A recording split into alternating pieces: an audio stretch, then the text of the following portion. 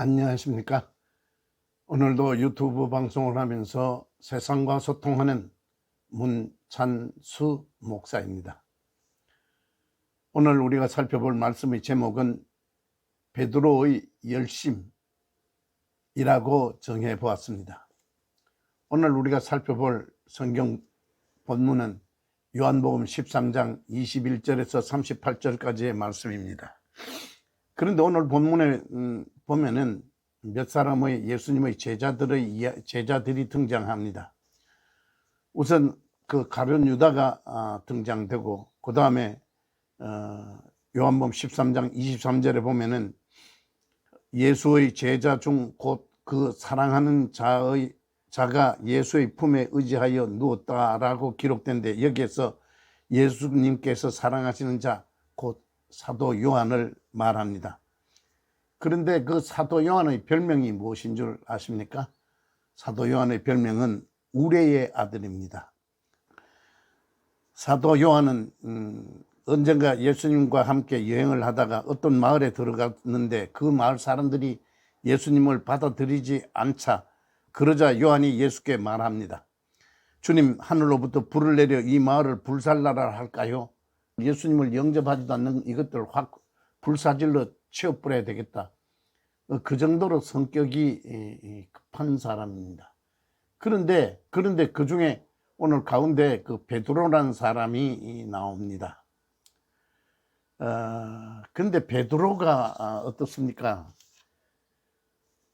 마태복음 16장에 보면은 주님께서 십자가에 죽으시는 그러한 말씀을 제자들에게 하자 절대로 그럴 일이 없다고, 또 요한복음 13장 37절에 보면 베드로가 가로되 내가 지금 어찌하여 따를 수 없나이까? 주를 위하여 내 목숨을 버리겠습니다. 그런 이야기까지 합니다. 이 베드로의 고백이 거짓말 아닙니다. 그런 열심을 가지고 있었던 사람이 베드로입니다. 그런데 주님께서 네가 다 굴기 전에 3번 나를 부인하게 될 것이다 라고 말씀하시지요. 내가 주를 위하여 목숨을 버리겠다는 고백을 하고, 닭 우는 시간이 조금씩 다릅니다만은 8시간에서 10시간 후에 이 베드로는 예수를 모른다고 부인하는 그런 자리에 떨어집니다. 왜 이런 것을 성경이 기록해서 우리에게 알려주고 있을까 하는 것을 오늘 우리가 살펴보려고 합니다. 그런데 우리는 성경에 대해서 많이 오해하는 부분들이 있습니다. 성경을 상당히 자의적으로 해석하는 경향이 있습니다. 그러나 성경이 우리에게 말씀하고자 하는 것을 바르게 깨달아야 합니다. 예를 들어서 가룟 유다는 3년을 주님하고 같이 다녔지만은 주를 팔아먹는 자리에 떨어집니다. 하나님의 은혜가 아니면은 우리의 인생은 예수님을 3년 아니라 30년을 따라다녀도 변화되지 않는다 하는 상징적 가룟 유다를 통하여 우리에게 주시는 메시지입니다. 나중에 주님의 수제자가 된 반석이라는 이 별명을 얻은 이 베드로 어떻습니까? 주님으로부터 딱 한 번 칭찬받은 일이 있습니다. 주는 그리스도시요 살아계신 하나님의 아들입니다라는 마태복음 16장 16절에 이 고백을 했을 때 딱 한 번 주님으로부터 칭찬받은 흔적이 있지만은 그 이후에 베드로는 주님으로부터 칭찬받은 흔적이 성경에 기록으로 남아 있지 않습니다. 그럼에도 불구하고 성경이 이 베드로를 많이 등장시키는 그 이유가 무엇일까 하는 겁니다. 베드로를 통하여 오늘날 우리에게 주시고자 하는 메시지가 무엇일까 하는 겁니다. 주를 위하여 내 목숨을 버리겠나이다. 주를 위하여 목숨을 바칠 각오가 되어 있다라는 그러한 우리 인간적인 열심이 얼마 못 간다 하는 것을 가장 단적으로 내어주는 것이 다 굴기 전에 네가 나를 3번 부인할 것이라는 드라마를 통하여 우리에게 주시는 말씀입니다.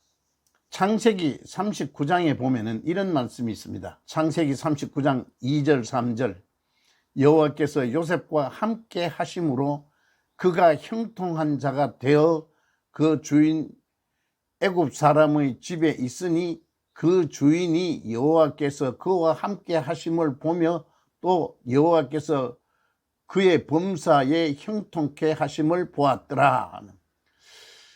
여기서 형통이라는 단어가 나옵니다. 그럼 우리는 형통이라는 단어를 어떻게 이해합니까?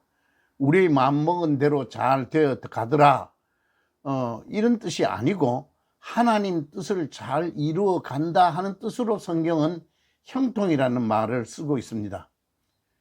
하나님이 요셉과 함께 하심으로 그가 형통했다, 그런 말입니다. 그러니까 결국 우리가 형통하다라는 생각을 가지는 것과 성경이 형통이라는 단어를 사용하는 것은 상당히 차이가 있습니다. 우리가 내 소원을 이루고 내가 하는 일들이 잘 되어 나가는 것을 형통이라 하지 않고, 내 생각을 접고 내 생각을 부수면서라도 하나님 뜻을 잘 이루어가는 인생을 형통한 인생이라 한다, 그렇게 결론할 수 있습니다. 베드로가 내가 죽을지언정 주를 배신하지 않겠다 하는 그 고백이 거짓 고백이 아닙니다. 그러나 그 고백이 얼마 갑니까? 불과 10시간이 지난 다굴기 전에 그 고백이 부끄러워지는 고백이 되어버렸습니다. 왜 이런 이야기를 성경이 기록하고 있을까 하는 것입니다. 또 예를 들어서 구약 성경에 우리가 잘 아는 모세라는 사람을 우리가 한번 등장시켜 보겠습니다. 모세가 하나님 앞에 출애굽의 사명을 받을 때가 나이가 얼마입니까? 80살입니다. 우리가 생각하면은 그가 나이 젊었을 때 애굽의 왕자로 있을 때 하나님께서 그를 들어서 사용했으면은 훨씬 더 잘 할 수 있었을 거라는 생각을 해볼 수 있습니다. 그런데 하나님은 그 모세에게 도움을 주시지 아니했습니다. 광야로 쫓겨나고 그래서 장인 이드로의 집에서 양치기를 하는 40년의 세월이 흐른 후에 나이 80이 되어서 하나님은 모세를 부릅니다. 그리고 네가 애굽에 가서 내 백성들을 구해내라라는 사명을 주시지요. 그때 하나님께서 모세를 부르시고 하나 드라마를 보여주시죠. 가시떨기나무 불꽃 가운데 떨기나무는 불이 붙어서 타는데 나무는 타지 않고 불꽃은 타더라 하는 환상을 보여줍니다. 그런데 이 드라마에서 우리에게 해주시는 말씀이 무엇입니까? 네 열심과 네 힘으로 하면은 3일도 못 간다. 그러나 하나님이 공급하는 힘으로 타면은 40년도 타고 50년도 타는 겁니다. 우리가 이 세상 살면서 신앙생활을 할 때 우리가 우리의 힘으로 내 열심으로 타는 것은 3일도 못 갑니다. 그러나 하나님이 공급하시는 성령께서 우리에게 주시는 은혜로 우리가 탈 때 우리의 목숨까지도 바치는 그러한 모습으로 나타날 것입니다. 사도 바울은 내게 능력 주시는 자 안에서 할 수 있다라고 말했습니다. 능력 주시는 자 안에서 예수 그리스도께서 공급하시는 그 능력을 받아야 순교도 할 수 있고 충성도 할 수 있고 헌신도 할 수 있습니다. 그러나 내 열심, 내가 주를 위하여 목숨을 바치겠다고, 내가 죽을지언정 주를 배신하지 않겠다고 고백한 그 베드로의 고백이 거짓이 아님에도 불구하고 베드로는 10시간 후에 주를 배신하는 자리에 있는 것을 우리는 압니다. 그러한 것들을 알려주시기 위하여 오늘 이 요한복음 13장에 사도 요한, 가론 유다와 사도 요한과 베드로를 등장시켜서 우리에게 신앙생활을 어떻게 해 나가야 할 것인가를 교훈하고 있습니다.